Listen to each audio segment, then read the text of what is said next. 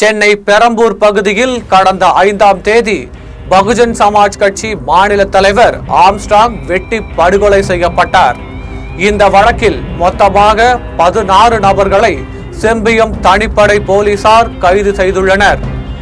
இந்த நிலையில் கைது செய்யப்பட்ட குற்றவாளிகளை 5 நாட்கள் போலீஸ் காவலில் எடுத்து தீவிர விசாரணை நடத்திய நிலையில் அதில் பல்வேறு தகவல்கள் வெளியானது.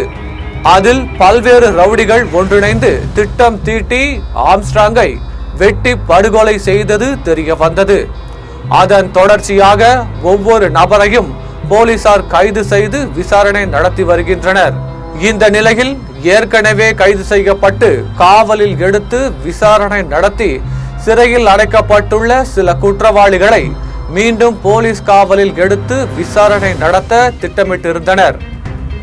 அதன் அடிப்படையில் எழும்பூர் நீதிமன்றத்தில் செம்பியம் போலீசார் மனு தாக்கல் செய்தனர்.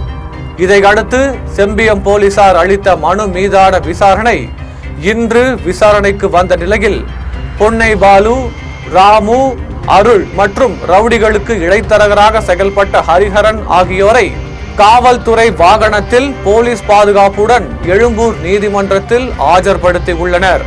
இதில் பொன்னை பாலு, ராமு, அருள் ஆகிய மூவரும் நேரடியாக கொலை சம்பவத்தில் ஈடுபட்டவர்கள்.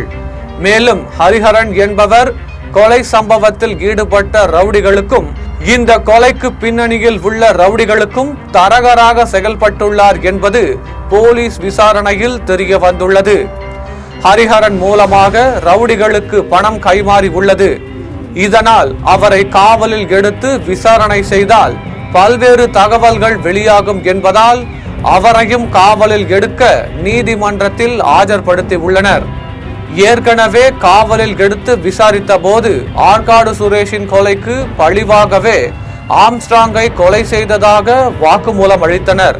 ஆனால் அடுத்தடுத்து ரவுடிகள் இதில் கைதாவதால் வேறு ஏதாவது முன்பகையால் இந்த கொலை நடந்திருக்கலாமா, வேறு ஏதாவது திட்டங்கள் இருக்கிறதா என்ற பல்வேறு கோணத்தில் விசாரணை செய்ய முக்கிய நபர்களான 4 பேரையும் காவலில் எடுக்க நீதிமன்றத்தில் தற்போது ஆஜர்படுத்தி உள்ளனர்.